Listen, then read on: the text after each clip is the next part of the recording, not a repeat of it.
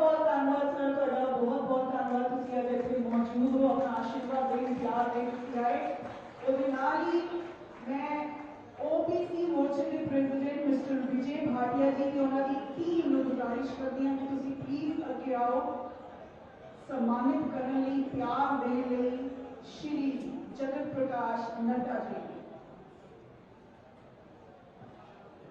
OBC मोर्चे के president mister विजय भाटिया जी की उन्होंने पूरी टीम प्लीज ਅੱਗੇ आए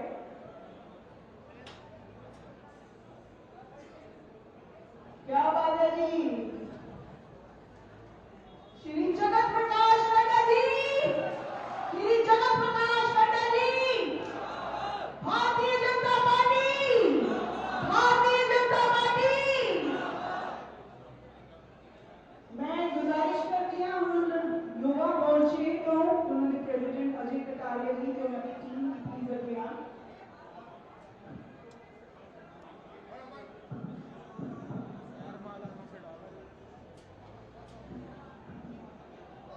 अजय कटारिया जी राणा अमन कौशल जी नवनीत बादल जी शुभम राणा जी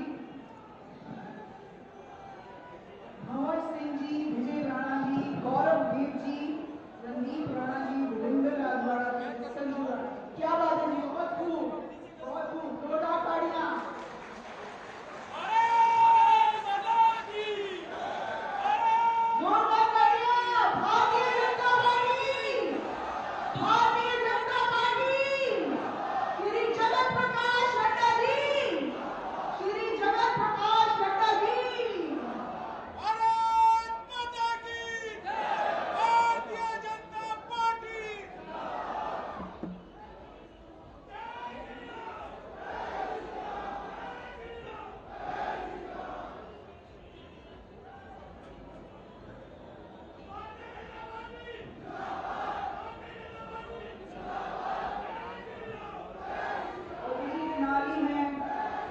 स्वागत भी करना चाहूंगी साढ़े नवा शहर के पूनम मलिक जी का बीजेपी जिला प्रधान ने बंगला तो श्री मोहन लाल जी के बल्लाचार तो अशोक मैं वो गुजारिश करती हूँ क्या बात है जोरदार तालियां तालियों की आवाज आनी चाहिए सबकी जोरदार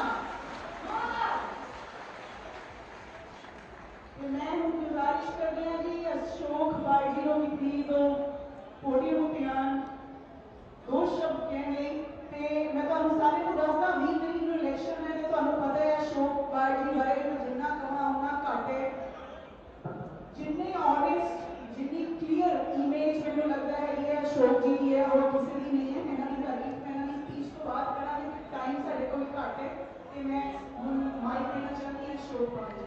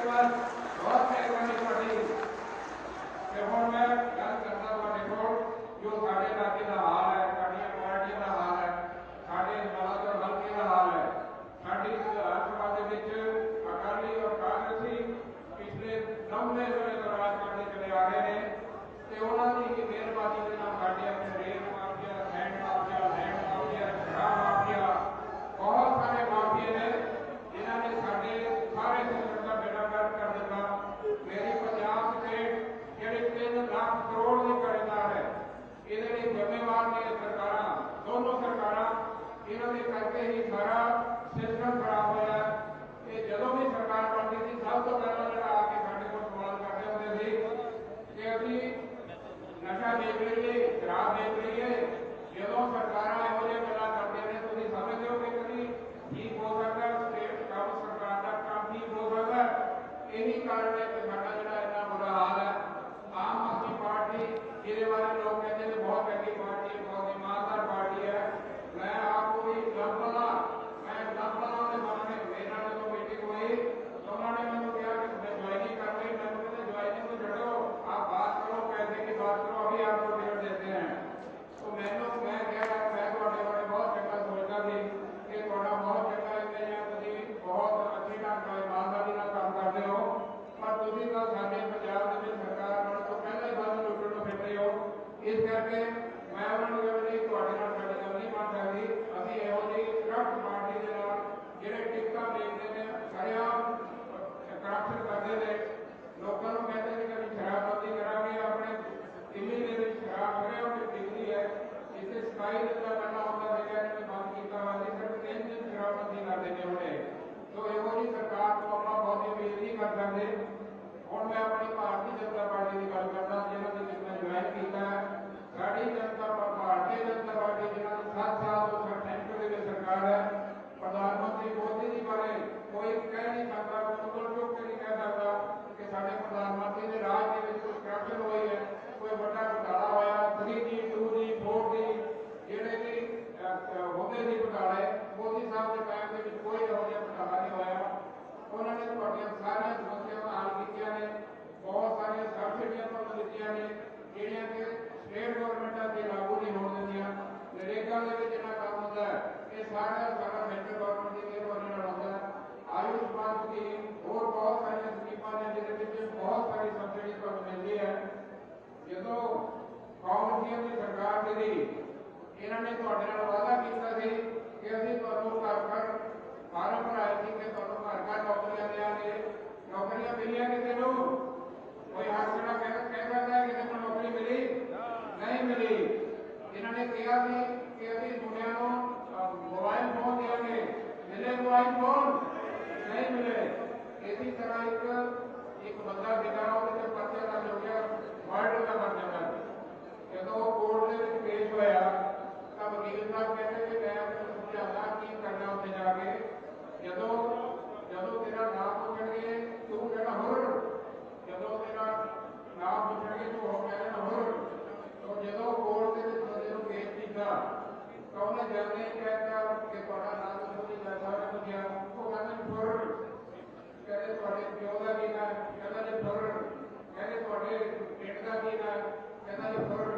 जज साहब कहते ये पार्लियामेंट में फड़ के आए हो, चलो बरी किया दौड़ जाओ तुम। वकील साहब ने कहा मेरा बड़ा काम बढ़ गया, मेरा फैसला हो गया, सब ठीक हो गया। तो उन्होंने बाद जाके पूछा कि फीस जो दी वो कहना कि फीस फुर हो गई थोड़ी। हम जो कागजी या दूसरे आने थोड़े को वोटा मंगण लई जो इन्होंने कहना कि नौकरियां मिलियां तुसीं किया फुर। हम जो वोट मंगने हम तुहाडा की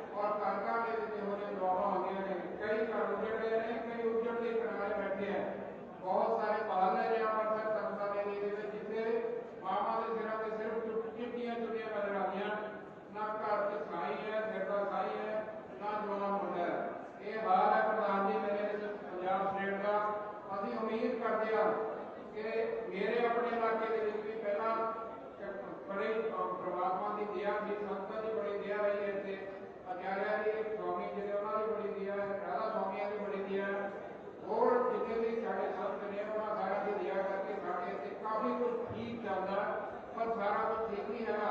हुण साढ़े भी इत्थे ਉਹੀ ਕੰਮ ਹੋਣ ਲੱਗੇ ਨੇ, जवान बच्चे मरने शुरू हो गए हैं, घरों के ਵਿੱਚ ਉਹੀ मौसम ਇੱਥੇ भी छाना शुरू हो गया। मैं देखा कई घरों के ਵਿੱਚ ਲੱਕੜ ਦੇ ਦਰਵਾਜ਼ਿਆਂ ਦੇ ਪਿੱਛੇ ਲੋਕਾਂ ਨੇ ਲੋਹੇ ਦੇ ਦਰਵਾਜ਼ੇ ਲਵਾਏ ਹੋਏ ਨੇ, ਲੱਕੜ ਦੇ ਦਰਵਾਜ਼ੇ ਦੇ ਪਿੱਛੇ ਲੋਹੇ ਦਾ ਦਰਵਾਜ਼ਾ। ਹੁਣ ਤੁਸੀਂ ਪੁੱਛੋਗੇ ਕਿਉਂ, मैं ਪੁੱਛਿਆ ਭਾਈ ਸਾਹਿਬ ਇਹ ਕੰਮ ਕਿਉਂ ਕੀਤਾ ਹੋਇਆ, ਤਾਂ ਮੁੰਡੇ ਦਾ ਪਿਓ ਕਹਿੰਦਾ ਕਿ ਆਪਣੇ ਪੁੱਤ ਤੋਂ ਡਰਦਿਆਂ ਲੱਕੜ ਦੇ ਦਰਵਾਜ਼ੇ ਦੇ ਪਿੱਛੇ ਲੋਹੇ ਦਾ ਦਰਵਾਜ਼ਾ ਲਵਾਇਆ ਹੋਇਆ ਕਿ ਸਾਡਾ ਮੁੰਡਾ ਰਾਤ ਨੂੰ ਇਹਨੂੰ ਵੱਢ ਕੇ ਦਰਵਾਜ਼ੇ ਨੂੰ ਸਾਨੂੰ ਨਾ ਮਾਰ ਸਕੇ, क्योंकि नशा पी के बंदे को पता नहीं लगता कि मेरी माँ कौन है, मेरी भैन कौन है, कि और मेरी रिश्तेदारी की है। तो प्रधान जी साढ़े इस इलाके की साढ़े पंजाब का ये हाल हो गया, सानू नशे तो बचाओ, साढ़े से बहुत सारा 3 लाख करोड़ का कर्जा है पंजाब से, ਉਹਦਾ ਸਾਡਾ हल करो। साड़ियाँ फैक्ट्रियां ने ਜਿਹੜੀਆਂ बंद हो गई ने, DCM वगैरह उत्ते 19 फैक्ट्रियां सीगियां, जिन्हां दे विचों 13 फैक्ट्रियां बंद हो गई, साढ़े बच्चे बेरोजगार हो गए हैं, उन्हों का हल करो जी। तो साढ़े बलाचौर के जिन्हें भी साढ़े सीवरेज पाए गए हैं, जिन्हें होर डेवलपमेंट के काम किए हैं, सारे के सारे के कोई फायदा नहीं है, पानी अंदर की बजाय बाहर को जाने लग गया, सानू बहुत ज़्यादा प्रॉब्लम है। तो मैं आस करदा कि तुसीं भारतीय जनता पार्टी जी देश की ईमानदार देशभक्त सरकार है, वो साडा उठ के हाथ बढ़ोगी। जिन्हें मोदी साहब ने बड़े बड़े मसले हल कर देते हैं, राम मंदिर का मसला जो कभी नहीं हल होने वाला, 500 साल को इंतजार करते थे वो हल करता, 3 तलाक वाला मसला हल कर दिता, जिस लेडी को सम्मान मिलया, जो अपना JNK का 370 धारा थी, जिसे बारे साढ़े प्रोफैसर कहते होते थे कि ये कभी 5-7 मसले ने जोड़े कभी हल नहीं हो सकते और होने चाहिए ने, कहते थे पर साढ़े जो होते कि सानू लगता कि हो नहीं सकते। मोदी साहब ने 5 साल पूरे होने के बाद सारे के सारे मसले अपने हल कर देते, सारे मसले हल कर देते, तो सानू सारे एक बहुत चंगी सरकार, ईमानदार सरकार, देशभक्त सरकार दी है। मैं हम तुहानू सारे को यही बेनती करदा कि आप अपने इस इलाके के जो कि जिसे BJP पहली बार अपनी इलेक्शन लड़ रही है इंडिपेंडेंट तौर पर, पहला अभी अकालियों के नाल रल के लड़ रहे होंगे सी, सानू भुलेखा हो गया कि शायद अभी भी अकाली हाँ, ये साडी BJP साडी अपनी पार्टी है और पहली बार ये पंजाब के इंडिपेंडेंट तौर पर इलेक्शन लड़ रही है। और साडा सारिਆਂ ਦਾ मन होगा जिसे मोदी साहब ने साडे इन्ने काम कीते ने, साडी घुट के बांह फड़ी और तुहाडा भी काम बनता है कि BJP की बांह फड़ो कि अपने आप को तगड़ा करो, अपनी स्टेट को तगड़ा करो, नशा को मुक्ति कराओ, करप्शन को मुक्ति कराओ, ये सारे काम करते हो।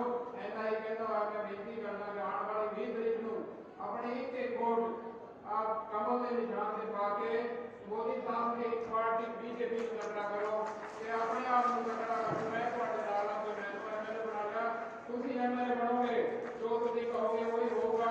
आज ये करप्शन है सारी बंद करा देंगे, ये लुट कर देते लोग, सारी खत्म हो जाएगी। ऐसा ही कहता हुआ हमारा याचिका जय श्री राम, जय श्री राम, जय जय श्री राम, जय जय श्री राम, सत साहिब बोले सो निहाल।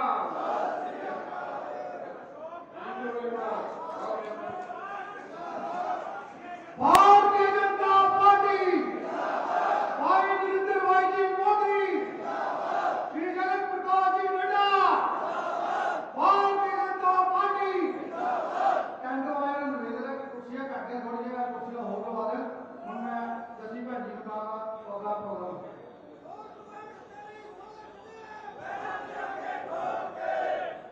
जो बोले सो निहाल। भारतीय जनता पार्टी आवाज नहीं आ रही, ऐसा गल नहीं बननी। अशोक जी ने तुहानू जिन्ना कुछ भी दसिया वो मैनू लगता है 5-7 मिनट च दसिया, लेकिन अगर आप किसी का रिकॉर्ड देखना होंगे ना, आप सिर्फ अज का रिकॉर्ड नहीं देखते, है नहीं देखते कि लोग कितने इकट्ठे। अशोक भाट जी का जो फैमिली बैकग्राउंड है, जी ऑनेस्टी है, जी ट्रांसपेरेंसी है, जी ईमानदारी है, वो उन्होंने खानदान में ही है। जितना कि मैं दसिया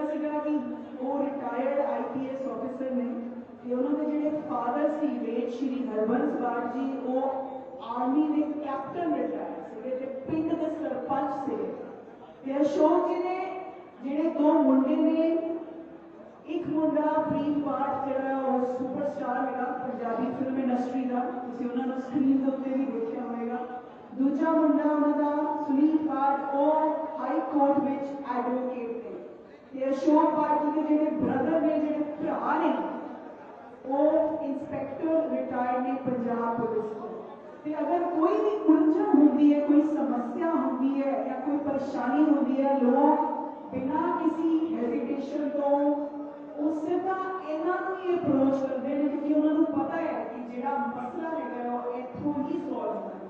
एक बार फिर तुहानू सारिਆਂ ਨੂੰ गुजारिश है कि तुसीं 20 तरीक ਨੂੰ वोट देनी है अशोक पाठ जी को जिताना है आप ते तुसीं सारे ने बीजेपी का वैसे भी नाम बहुत रोशन है कि उन्होंने नाम जो होर रोशन करना है। एक बार फिर भारतीय जनता पार्टी जो मैं गुजारिश करांगी श्री जगत प्रकाश नड्डा जी को कि प्लीज पोडियम उत्ते आन अगे आन ते दो शब्द कह। थैंक यू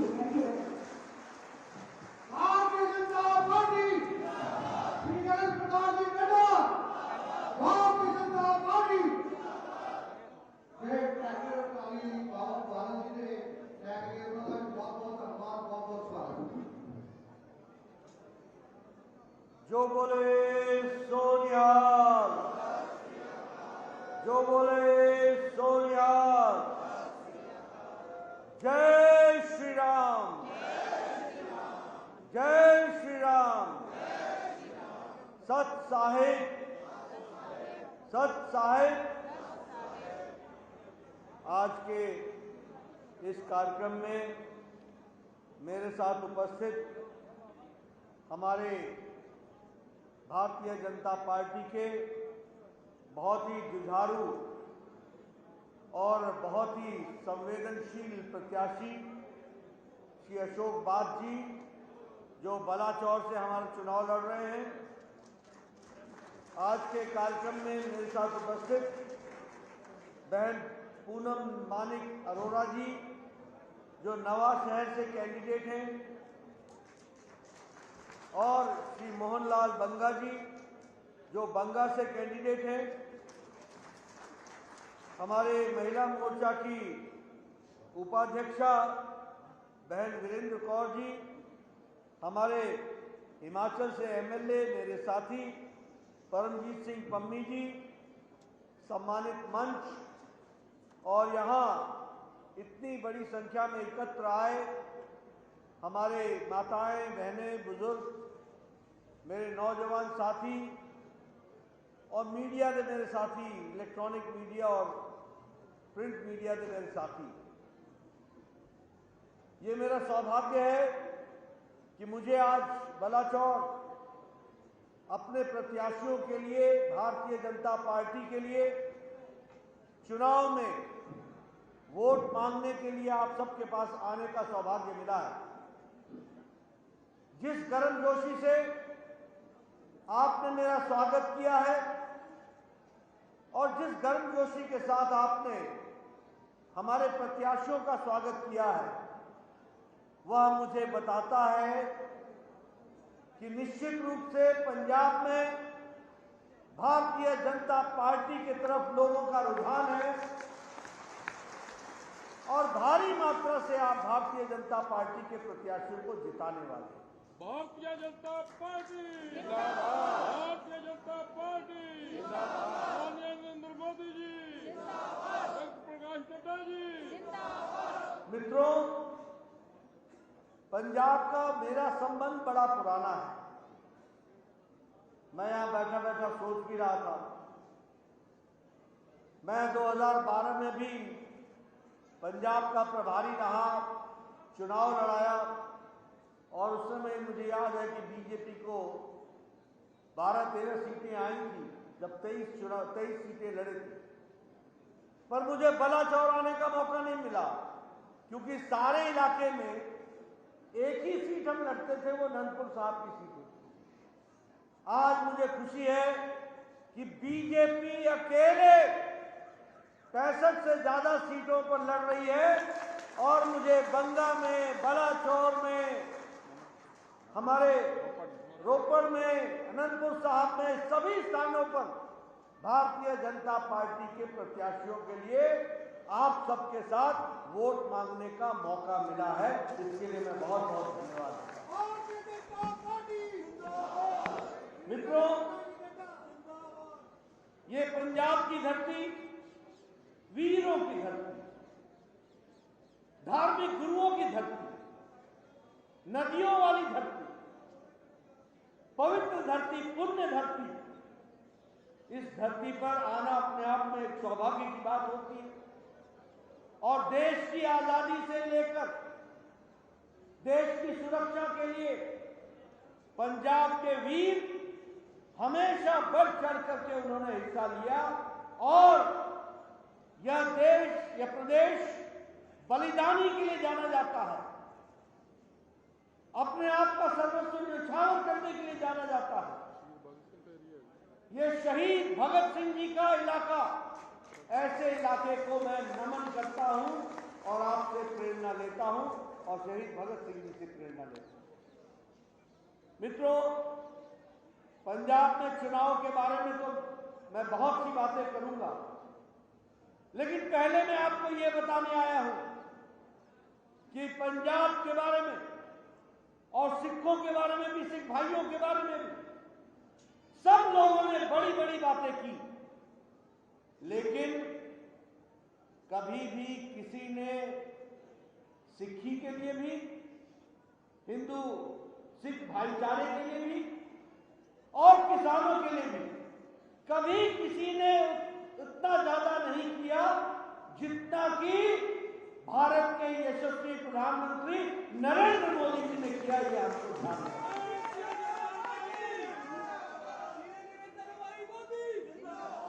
और ये मैं कहने के लिए नहीं कह रहा। आप बताइए, पंजाब, अमृतसर, हरमंदिर साहब के लिए जाना जाता है। हम सब लोग जब जाते हैं तो अपना शीश झुकाते हैं, माथा टेकते हैं, अरदास करते हैं, लेकिन आपको जानकर आश्चर्य होगा कि दुनिया भर में हमारे पंजाबी भाई, पंजाब के नौजवान, हमारे सिख भाई दिन रात मेहनत करते और हमेशा हरमंदिर साहब को मत्था टेकते हैं, लेकिन हरमंदिर साहब में चढ़त चढ़ाने के लिए, फॉरेन कंट्रीब्यूशन करने के लिए, विदेश से अरदास करते हुए वहां कंट्रीब्यूशन करने की व्यवस्था नहीं की। मोदी जी ने फॉरेन कंट्रीब्यूशन रेगुलेट एक्ट के तहत हामी भरी और अब दुनिया भर के सिख भाई, हिंदू भाई आज हरमंदिर साहब में अपनी चढ़त भेज सकते हैं। यह परिस्थितियां क्या इसके पहले सिख नेता नहीं हुए जो दिल्ली दरबार पहुंचे?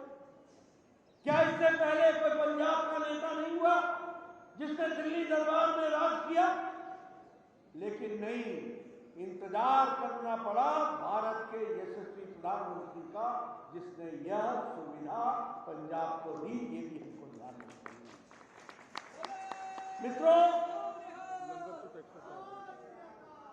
मित्रों, देश भर में गुरुद्वारे हैं,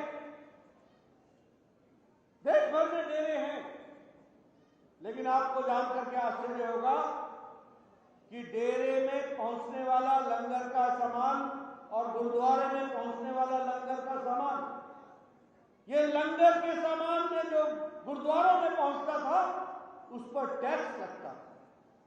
मोदी जी ने सारे गुरुद्वारों को लंगर के लिए टैक्स फ्री कर दिया। ये भी हमको याद रखना। और 325 करोड़ रुपए सालाना भारत सरकार जीएसटी का रीइंबर्स करती है। इसको भी हमको याद रखना चाहिए। करतारपुर साहब का कॉरिडोर लोगों ने सपना संजोया था। आजादी के बाद से ये मांग चली आ रही थी कि हमको नानक साहब डेरा तक जाने की इजाजत हो, हमको करतारपुर का कॉरिडोर मिले, हम वहां जाकर के मत्था टेक सके, हम जाकर के शीश झुका सके, कोई व्यवस्था नहीं हुई थी।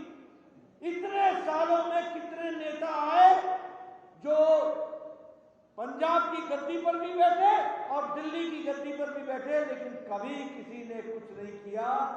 ये मोदी जी थे जिसने 120 करोड़ रुपए खर्च करके पाकिस्तान से बातचीत करके करतारपुर कॉरिडोर बनाकर लाखों श्रद्धालुओं को गुरुद्वारा तक जाने का इंतजाम किया और व्यवस्था की। यह भी हमको याद रखना चाहिए।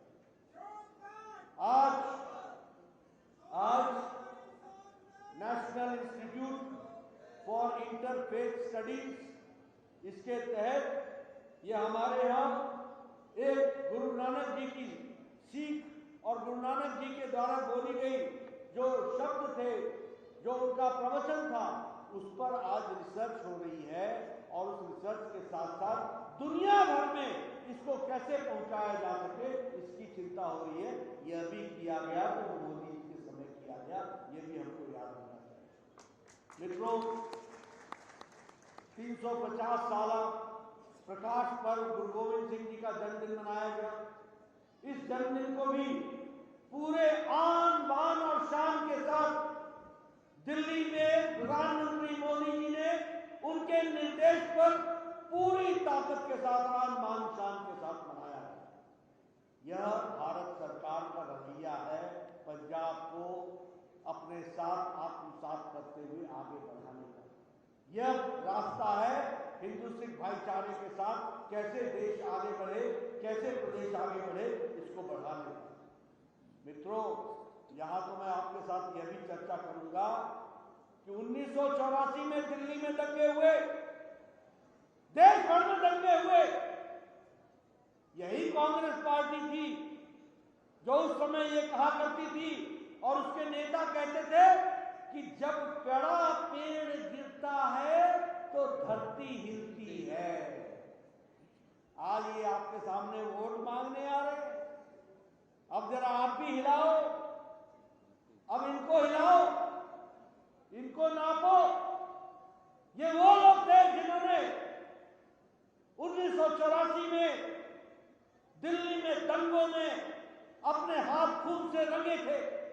ये वो लोग थे जिन्होंने मानवता का तांडव नृत्य किया था, जिन्होंने मानवता को शर्मसार किया था।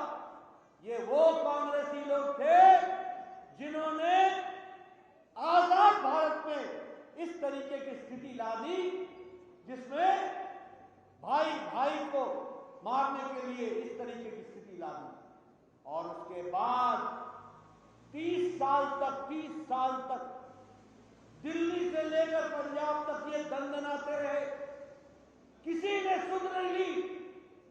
कमीशन पे कमीशन बैठा, इंक्वायरी पे इंक्वायरी बैठी, लेकिन सिख बहनों का, जिनकी माताएं, जिनकी गोद सुनी हुई, जिनके पतिदेव चले गए, जिनका परिवार उजड़ गया, उनकी आंखों के आंसू को पोंछने के लिए कोई भी नहीं था।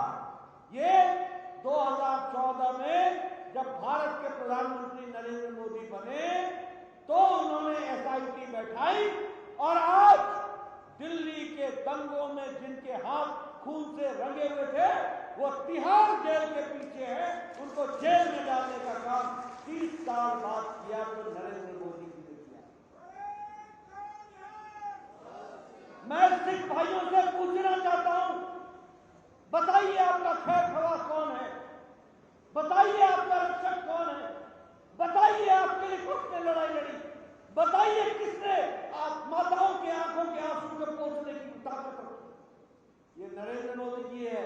और एक दो दिन नहीं, 30 साल बीत गए, 30 साल दंदनाते रहे, उनको जेल के पीछे डालने का काम किया तो यशस्वी प्रधानमंत्री नरेंद्र मोदी जी ने किया। यह आपको याद रखना।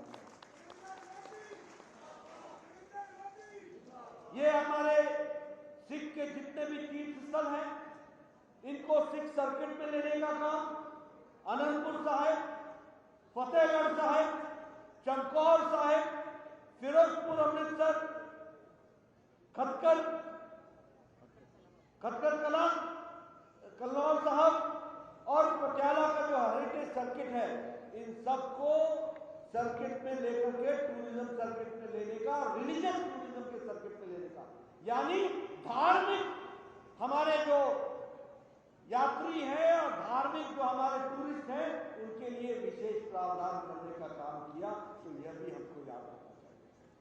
पंजाब के अंदर हमारे युवा साथियों के लिए आपके यहाँ 2014 में 18 लाख स्कॉलरशिप थी। मोदी जी ने यह स्कॉलरशिप हमारे सिख भाइयों के लिए और हमारे हिंदू भाइयों के लिए उसको बढ़ा करके 31 लाख कर दी है। यह भी हमको याद रखना चाहिए। 31 लाख, हर साल 31 लाख लोगों को स्कॉलरशिप दी जा रही है। लगभग 1517 नए स्कूल बने हैं। उसी तरीके से भारत सरकार ने, मोदी जी ने 2014 के बाद 6 नवोदय विद्यालय खोले हैं। उसी तरीके से 1734 नए PHC पंजाब में दिए गए हैं। वो भी हमको ध्यान में रखना चाहिए। 645 हॉस्टल बने हैं, लगभग 14 स्पोर्ट्स सेंटर बने हैं। उसी तरीके से 8820 स्मार्ट क्लासरूम्स बने हैं और 22 वर्किंग वुमेन हॉस्टल बने हैं।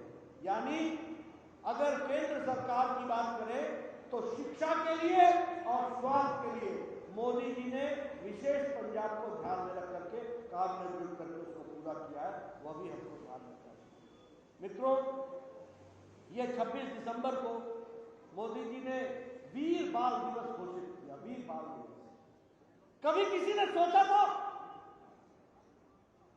कि हमारे गुरु गोविंद सिंह जी के साहबजादे जिन्होंने कभी झुकना नहीं सीखा और धर्म की लड़ाई लड़ते लड़ते, इस देश के लिए लड़ते लड़ते उन्होंने अपनी कुर्बानी दी। नौजवान, बाल, बच्चे, उन लोगों ने अपने गुरु गोविंद सिंह जी के शहजादों ने बलिदान दिया और मोदी जी ने 26 दिसंबर को वीर बलिदान दिवस जो सारे देश में मनेगा, इसकी घोषणा की।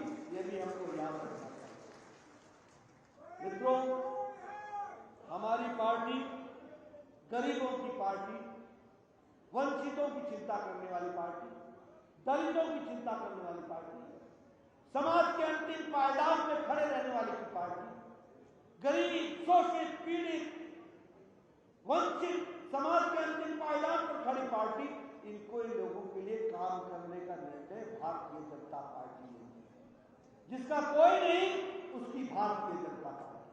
और कहने के लिए नहीं कह रहा हूं मैं, आप बताइए, जब कोरोना लगा तो कोरोना के अंतर्गत जब कोई पोस्ट ऑफिस नहीं, कोई पोस्टमैन नहीं मिलता था, जब कोई मनी ऑर्डर नहीं दे सकते थे, जब ऑफिसों में ताला लगा हुआ था, मोदी जी ने 20 करोड़ बहनों के खाते में पूरे लॉकडाउन की अवस्था में 500 रुपए पहुंचाए। ये जनधन खाते के माध्यम से पहुंचाया। ये हमको याद रखना है। किसके पहुंचाया? जो महिला है, गरीब है, लॉकडाउन लग गया है, कोई व्यवस्था नहीं है, उनके खाते में 500 रुपए पहुंचाने का इंतजाम। और संख्या कितनी? 20 करोड़। 2014 के पहले तो जनधन के खाते में सिर्फ 3.25 करोड़ थे। आज 40 करोड़ मोदी जी ने पहुंचाया है।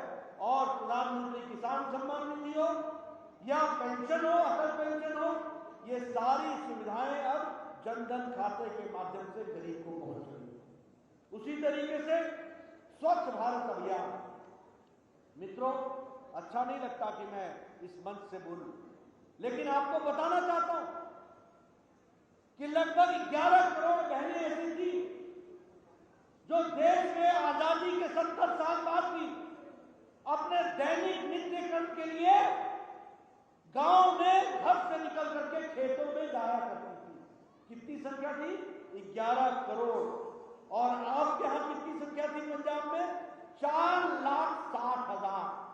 यानी 4 लाख बहनें प्रतिदिन अपने दैनिक नित्य नित्य के लिए सूर्योदय से पहले या सूर्यास्त के बाद घरों से निकल के खेतों में जाया करती थी। उनको देश में 11 करोड़ और पंजाब में 4,60,000 बहनों को इज्जत घर देने का काम किया, शौचालय बनाया तो मोदी जी ने बनाया, यह भी हमको ध्यान रखना। इसका मतलब 4,60,000 बहनें बच्चे अपने नित्य क्रम के लिए बाहर जाया करते थे। ये हालत थी पंजाब की, और उनको इज्जत देने का काम किया तो मोदी जी ने किया, यह भी हमको याद रखना चाहिए। अगर मैं बात करूं गैस के कनेक्शन की, मुझे याद है बहनें लकड़ी काट करके लाती थी तो लकड़ी का चूल्हा जलाती थी और उसके साथ साथ वो भोजन पकाती थी। आज अगर देश भर में 10 करोड़ चूल्हे जलाए जा रहे हैं और दिए हैं मोदी जी ने, तो 12,25,000 यह चूल्हे पंजाब में दिए गए, यानी 12,25,000 परिवारों को गैस का चूल्हा देने का काम मोदी जी की सरकार ने किया है। उसी तरीके से सौभाग्य योजना में बिजली, आपको जान करके आश्चर्य होगा, लगभग 2,60,000 घर ऐसे थे जिनको बिजली नहीं थी। 18,000 गांव देश में ऐसे थे जहां बिजली नहीं थी, गांव को बिजली नहीं थी।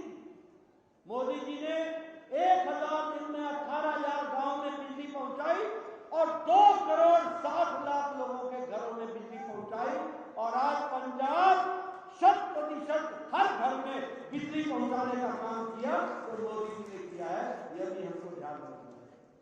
मित्रों, आपको जानकर आश्चर्य होगा कि 2017 से पहले इस देश में किसी को भी स्वास्थ्य के इलाज की व्यवस्था के लिए आर्थिक सहायता नहीं।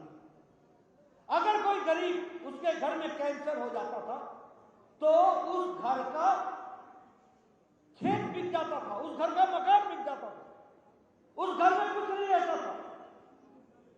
अगर किसी को दिल की बीमारी हो जाए, हार्ट की बीमारी हो जाए और एक ऑपरेशन कराना पड़ जाए गरीब को, तो वो घर बिक जाता था, उसका गांव में जमीन बिक जाती थी।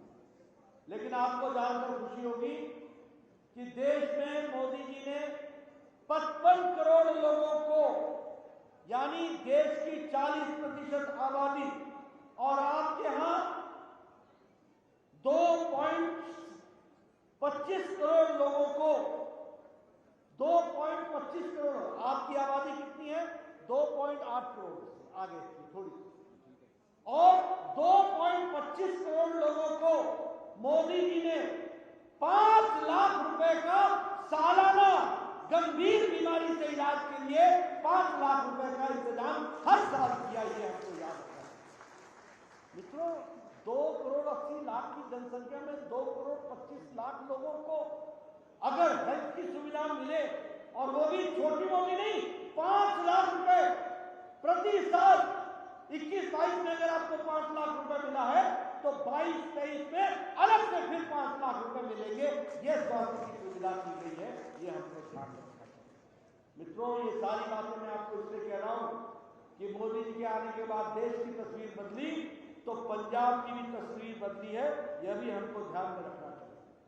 अगर मैं एमएसपी की बात करूं 5 साल में, तो लगभग 132,80,000 मेट्रिक टन और 23,000 करोड़ रुपए का एमएसपी देने का काम यह पंजाब में किया गया है। मैं पंजाब की बात कर रहा हूं। 132,80,000 मेट्रिक टन, यह 23,000 करोड़ रुपए में एमएसपी में दिया गया है, यह भी हमको याद रखना है। मित्रों, मैं स्वास्थ्य मंत्री था मोदी जी के प्रधानमंत्री काल और उनके नेतृत्व में पंजाब को हम लोगों ने भटिंडा में all India institute of medical sciences दिया। कभी सोचा था? दिल्ली जाते थे इलाज के लिए, ये पीजीआई में भी न्यूरो साइंसेज का सेंटर ये मोदी जी ने दिया। ये पीजीआई का भी विकास और नया कैंपस बनाने की बात यह भी मोदी जी ने की, और पीजीआई का सैटेलाइट सेंटर भी फिरोजपुर में देने का काम किया तो मोदी जी की सरकार ने किया। यह मैं आपको बताना चाहता हूं। उसी तरीके से मुद्रा योजना में लगभग 19,661 करोड़ रुपए में 29 लाख लोगों को जोड़ने का काम किया है, तो वो हमारी सरकार ने किया है, ये मैं आपको बताना चाहता हूँ। अब अगर मैं बात करूं विकास के दृष्टि से, तो चाहे कंडी का ग्राउंड वाटर की बात हो, वो बहुत तीव्र गति से नीचे घट रही है, उसकी भी कोई व्यवस्था नहीं हुई। फेज 1 में पैसे आ गए, लेकिन फेज 1 में पैसे आने के बावजूद भी एक बूंद पानी नहीं मिला। उसको पहुंचाने का काम भी अगर करेंगे तो वो हमारी सरकार करेगी, यह मैं आपको बताना चाहता हूं। जहां तक वो नहर का सवाल है, उसको भी आगे बढ़ाने का काम करेंगे तो भारतीय जनता पार्टी करेगी, ये हमको ध्यान में रखना चाहिए। भाई जरा रुक जाओ, आप बैठ जाओ, बैठ जाओ। मित्रों, हम लोगों को जानना चाहिए किस तरीके से इस इलाके के बारे में भी बात साफ बता रहे हैं। यहां से इंडस्ट्रीज चलेंगे, डीसीएम चलेंगे, यहां जहां विकास होना चाहिए था, ये इनकी करतूत, याद रखो, ये काम किया इन लोगों ने। इंडस्ट्री चली गई, हर दृष्टि से नुकसान पहुंचाने का काम हुआ है। मैं यहां ये भी बताना चाहूंगा, लोग बहुत किसान नेता की बात करते हैं। आप बताइए, भारत में कोई ऐसा प्रधानमंत्री हुआ जिसने प्रधानमंत्री किसान सम्मान निधि के तहत 180 लाख करोड़ रुपए 10 किस्तों में 2-2 हजार रुपए किसान के खाते में पहुंचाने का काम किया है? तो वो नरेंद्र मोदी जी ने किया है, ये हमको याद रखना चाहिए। अगर एमएसपी में रिकॉर्ड खरीदी की है तो वो भी मोदी जी के समय में, और पंजाब उसमें पीछे नहीं रहा है, पंजाब को भी जोड़ा गया। इसलिए चाहे किसान की बात हो, चाहे इंडस्ट्री की बात हो, विकास का नया नाम उसको करना है तो वो भारतीय जनता पार्टी है, ये हमको याद रखना है। मित्रों, हम भाईचारे के लिए चुनाव लड़ रहे हैं। हम पंजाब को माफिया फ्री पंजाब बनाएंगे, ये हमारा वायदा है। हम पंजाब को ड्रग फ्री पंजाब बनाएंगे, ये हमारा वायदा है। आज दीमक की तरह ड्रग पंजाब को खा रहा है, दीमक की तरह। घर में नौजवान ड्रग के कारण परिवार डूब रहे हैं, मुसीबत में आ रहे हैं। और दुख की बात यह है कि सरकार आंख मूंदे हुए इन सारी चीजों को हामी भरती हुई दिखती है, यह सबसे दुख की बात है। जब रक्षक ही भक्षक बन जाए, जब रक्षा करने वाला ही पार्टनर बन जाए, तो क्या होगा? मैं आपको वायदा करता हूं, मोदी जी के नेतृत्व में पंजाब ड्रग फ्री होगा। इसके लिए हमको काम करना है, आपके समर्थन की जरूरत है। रोजगार के नए साधन उपलब्ध कराना। अब रोजगार की बात कीजिए, आज हरियाणा में रोजगार कैसे आ रहा है और पंजाब में क्यों नहीं आ रहा है? क्या कारण है? 2 स्टेट अगल बगल की स्टेट है, हिमाचल में रोजगार आ रहा है, यहां क्यों नहीं आ रहा है? 2 स्टेट है, एक तो पहाड़ी क्षेत्र है जहां पर वैसे भी रोजगार के साधन कम हो सकते हैं, लेकिन वहां भी रोजगार आ रहा है, और यहां क्यों नहीं आ रहा है? यहां इसलिए नहीं आ रहा है क्योंकि यहां के नेता के नियत में खोट है, नियत नहीं। हरियाणा में इसलिए विकास हो रहा है कि बीजेपी वहां काम कर रही है, हिमाचल में विकास इसलिए हो रहा है क्योंकि वहां बीजेपी काम कर रही है। मित्रों, एक मौका पंजाब भी हमें दे, यह भी हरियाली के साथ विकास की एक नई कहानी लिखेगी, यह हम आपको बताना चाहते हैं। अच्छी शिक्षा, लोग यहां से बाहर जा रहे हैं।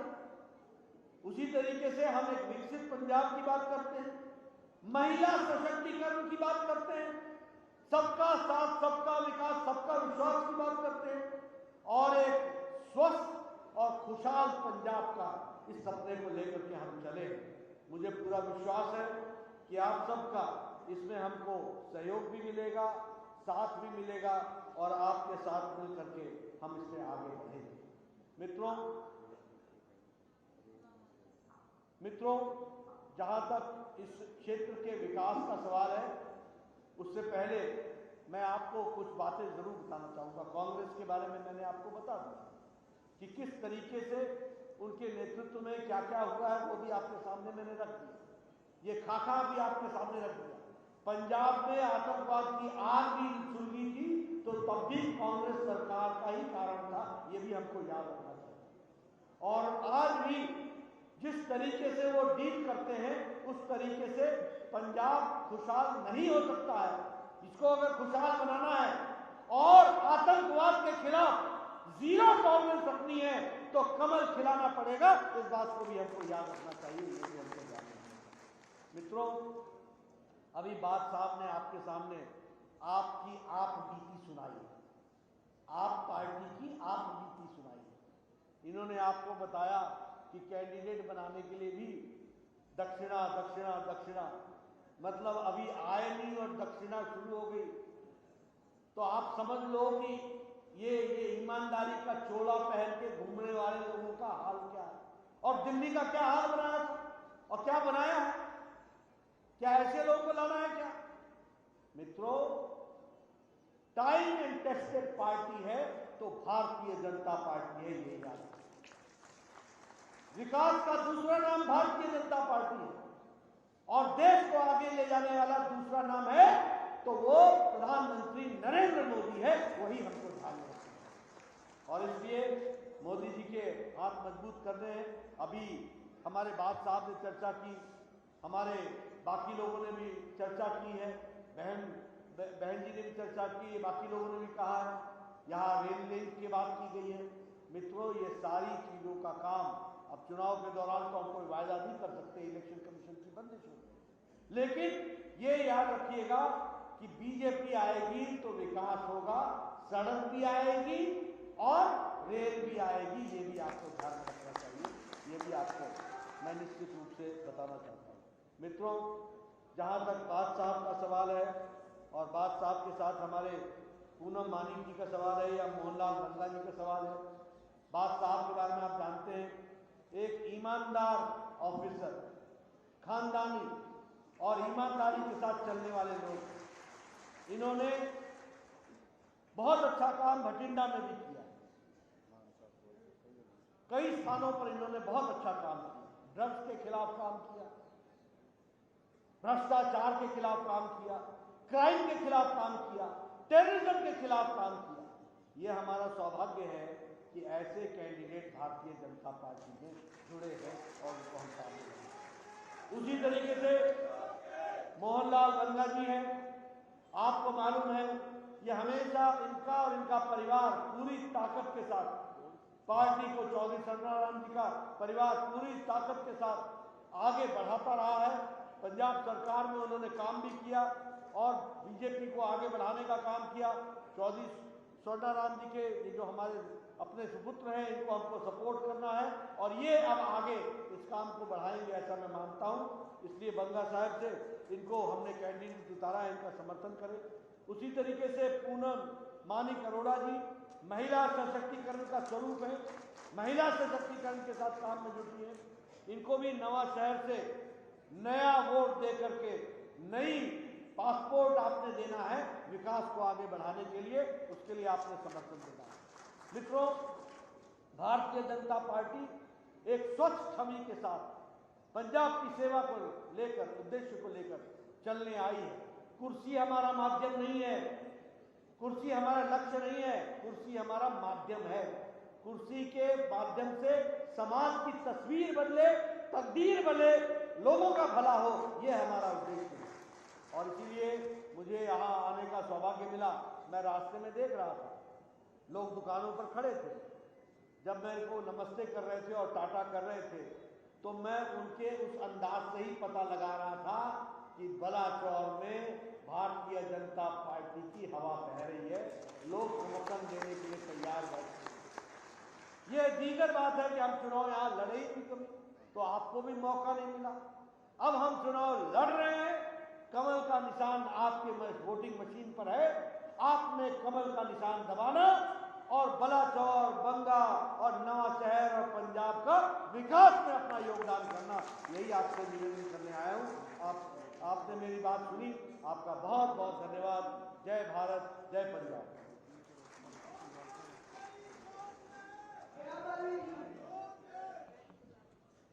आप इतना अच्छा बोल रहे हो, इतना इंस्पिरेशनल प्रभावित हो रहे, मन ही नहीं कर रहा कि यार जोरदार ताली